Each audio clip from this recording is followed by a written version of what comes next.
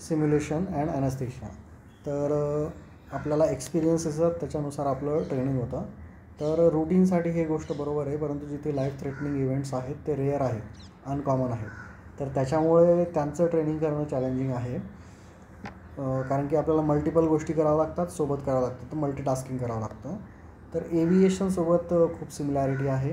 तिथेसुद्धा या uncommon life threatening event आहेत, मल्टिपल टास्क आहेत, सायमल्टेनियसली करावं लागतं. तर मग तिथे डिसिजन मेकिंग आणि कम्युनिकेशन आपल्याला पटकन करावं लागतं. तर सिम्युलेशनमध्ये आपलं ट्रेनिंग होतं, ट्रेनिंगसोबत असेसमेंट पण होतं, म्हणजे शिक्षण आणि परीक्षा दोन्ही गोष्टी होतात. स्टँडर्ड सिनेरिओ असतात, त्याच्यावर मग ट्रेनिंग द्यायचं, मग त्याच्यावर आपण विचार करायचा काय चुकलं काय बरोबर आहे. आणि त्याचसोबत फक्त ट्रेनिंग टेक्निकलचं नाही, नॉन टेक्निकल गोष्टींचं पण होतं. तर नॉर्मली आपण ॲनेस्थेशियामध्ये भरपूर साऱ्या गोष्टी करत असतो. जसं रॅपिडली ॲक्टिंग ड्रग्ज असतात ते देतो, डिव्हायसेस इन्फ्युजन पंप्स असतील किंवा मशीन असेल ते वापरतो, लाईन्स घेणे, इन्व्हेजिव्ह प्रोसिजर्स घेतो. तर या गोष्टी रॅपिडली पण व्हायला पाहिजे आणि सेफ पण व्हायला पाहिजे, म्हणून यांना म्हटलं आहे की एव्हिएशन इंडस्ट्रीशी आपलं सिमिलॅरिटी आहे. तर आर्स ऑफ बोर्डम 99% आपण बसून असतो आणि 1% मग टेरर असतं. तर त्याच्यामुळे तिथे आपल्याला एक्सेप्शनल स्किल लागेल, व्हिजिलन्स लागेल. एव्हिएशनसारखं झालं तर काहीच होत नाही. तर म्हणून सिम्युलेशन इज इसेन्शियल पार्ट, त्यांच्यामध्ये इसेन्शियल आहे, कारण की ते एक सेफ एन्व्हायरमेंट मिळतं तुम्हाला, ज्याच्यात तुम्ही शिकू शकाल, प्रॅक्टिस करू शकाल. तर त्यांनी शब्द वापरला ॲक्यूट मेडिकल स्पेशालिटीज. ॲनेस्थेशिया आहे, इमर्जन्सी मेडिसिन आहे, आणि ICU आहे, आणि निओनेटॉलॉजी आहे. तर या 3-4 ॲक्यूट मेडिकल स्पेशालिटी आहेत. ICU, OT, ई-मेडिसिन, कॅज्युअल्टी म्हणा किंवा निओनेटॉलॉजी पण म्हणा, रिससिटेशन, जिथेही रिससिटेशन आहे तिथे. तर सिम्युलेट शब्दाचा अर्थ होतो इमिटेट. तर आपण रिप्लेस करतो real life experiences with artificial experiences.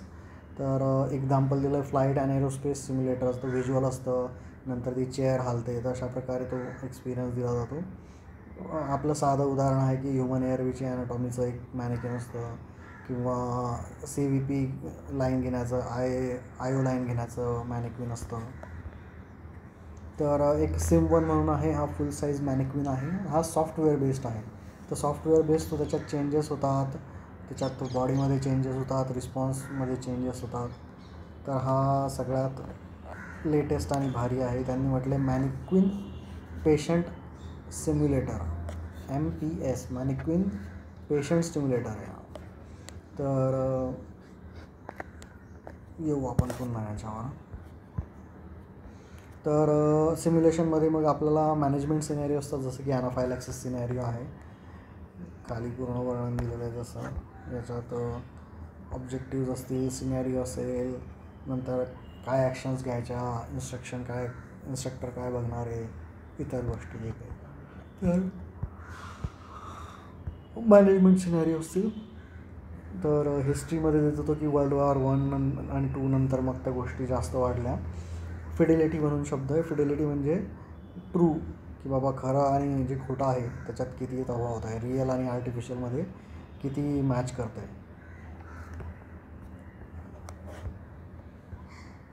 तर हे झालं मॅनिक्विन पेशंट स्टिम्युलेटर सिस्टीम. तर ह्याचं नाव आहे, हे एक कमर्शियल अवेलेबल सिस्टीम आहे, कम्प्रिहेन्सिव्ह ॲनेस्थेशिया सिम्युलेशन एन्व्हायरमेंट सिस्टीम, केस सिस्टीम. त्याच्यात OTचं पण ते सिम्युलेशन करतात. नंतर VR वापरता येईल, नंतर आर्टिफिशियल ग्लोव्ज वापरता येईल, ज्याच्यामध्ये तुम्हाला फीडबॅक पण मिळेल. तर पूर्णपणे आर्टिफिशियल पण एक्सपिरियन्सेस घेता येतील.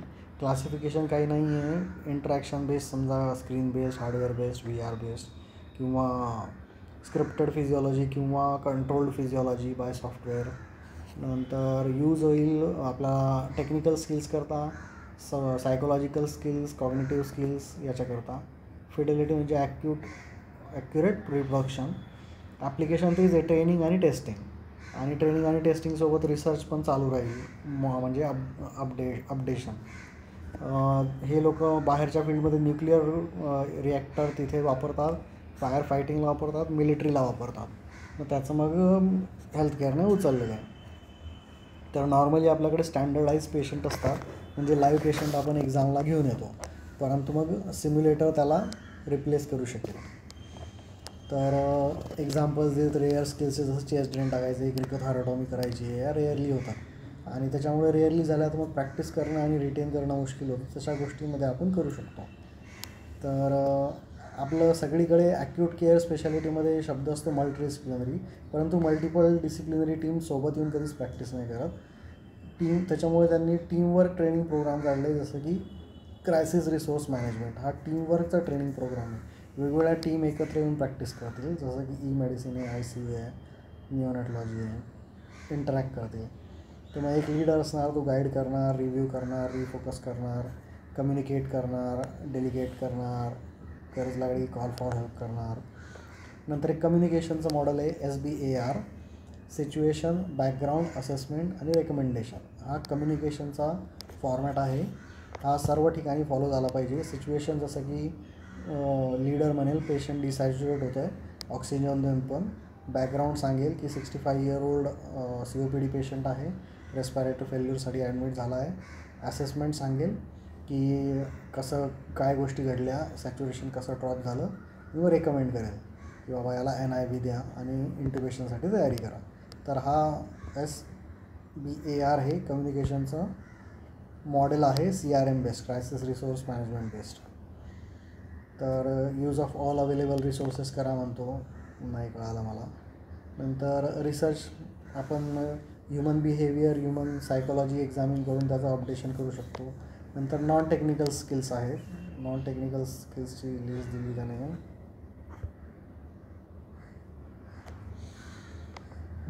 Situational awareness, decision making, task management आणि टीम वर्किंग. सिच्युएशनल अवेअरनेस म्हणजे त्याचं लक्ष असेल, व्हिजिलन्स असेल, अरे हा पेशंटचं सॅच्युरेशन पडलं. डिसिजन घेईल तो, एटीट्यूब टाकायची आहे, O2 वाढवायचा आहे. टास्क मॅनेज करेल तो, एकाला म्हणेल हा तू बाबा एअरवेज हँडलिंग कर, दुसऱ्याला म्हणेल तू इमर्जन्सी ड्रग बनव. आणि मग तो टीम वर्किंग, कम्युनिकेट करेल टीमसोबत आणि टास्क डेलिगेट करेल. तर situational awareness, decision making, situation बघेल, डिसिजन घेईल, टास्क डिवाईड करेल आणि टीमला एकत्र काम करायला लागेल. नंतर आपण बघितलं ट्रेनिंग आणि टेस्टिंग. मग आपण टेस्टिंग करू शकू, रिफ्लेक्ट करू शकू, व्हिडिओ रिप्ले करून जे काही असेसमेंट करू शकू, तेच रिअसेसमेंट. नंतर त्यांनी ही सिस्टीम बनवली OSCE म्हणून, स्टँडर्डाइज टेस्टिंगसाठी, लायसन्सिंगसाठी, ऑब्जेक्टिव्हली स्ट्रक्चर्ड क्लिनिकल एक्झामिनेशन. नाही तर प्रत्येक एक्झामिनेशन त्याला वाटलं हा मला वाटतं बरोबर आहे, नाही बरोबर आहे. तर सर्व काही गोष्टी ऑब्जेक्टिफाय करण्याचा त्यांचा प्रयत्न. त्यांनी एक सोसायटीज काढली, society for simulation in healthcare. Society for simulation, real situation simulate करतात ते. लिमिटेशन आहे, हे काय एक्झॅक्टली मॅच होत नाही आणि किती सिम्युलेशन केल्यानंतर रिअल लाईफचे काही आर्टिकल्स, पेपर्स, पब्लिकेशन वाढताना दिसत नाही आहे, असं म्हणून त्यांनी क्रिटिसाइज केलं की म्हणजे बाबा रिअल वर्ल्डमध्ये रिफ्लेक्ट होत नाही आहे. जे काही समराईज केलं ना पुरता. तर संपलेलं आहे. क्रिटिकल मेनली आहे की रेअर सिच्युएशनसाठी कामा येणार, एव्हिएशनशी कम्पेअर केलं आहे, रिप्लेस करायचं आहे. ॲक्यूट मेडिकल स्पेशालिटी काय काय आहे, युजली मॅनेक्युन बेस्ड आहेत, पण आता सॉफ्टवेअर पण ॲड झालेत त्याच्यात. तर आपल्याला मॅनेजमेंट सिनॅरिओ दिला जाईल, जसं की ॲनाफायलॅक्सिस आहे, हिस्ट्री दिली, फिडेलिटी पाहिजे त्या सिस्टीमची. नंतर मॅनेक्युन पेशंट सिम्युलेटर, मॅनेक्युनवर आपण करणार आहोत. नंतर ते सिच्युएशन पण, एन्व्हायरमेंट पण सिम्युलेट करतात, किंवा VR बेस्ड असेल तशा गोष्टी करू शकतो. ट्रेनिंग आणि टेस्टिंगसाठी वापरलं जाईल. फायर फायटिंग मिलिटरीमध्ये वापरतात, न्यूक्लिअर इमर्जन्सीला वापरतात. नंतर क्रायसिस रिसोर्स मॅनेजमेंटमध्ये टीम वर्क्स आहेत, त्या कोलॅबरेट करतात आणि त्यांचा कम्युनिकेशनचा अप्रोच दिलेला आहे. नंतर त्याच्यात नॉन टेक्निकल स्किल्स पण इन्व्हॉल्व असतात, जशा की या situational awareness, decision making, task management, team working. असेसमेंटसाठी पण वापरतात, लायसन्सिंग एक्झामसाठी OSCE म्हणून एक सोसायटी त्यांनी बनवून टाकली. लिमिटेशन्स आहेत की स्टील फिडेलिटी जी आहे ती पूर्ण नाही आहे. जसं की पेशंटचा एअरवे आणि ॲनाटॉमीचा एअरवे याच्यात फरक असतोच काही झाला तरी. थँक्यू.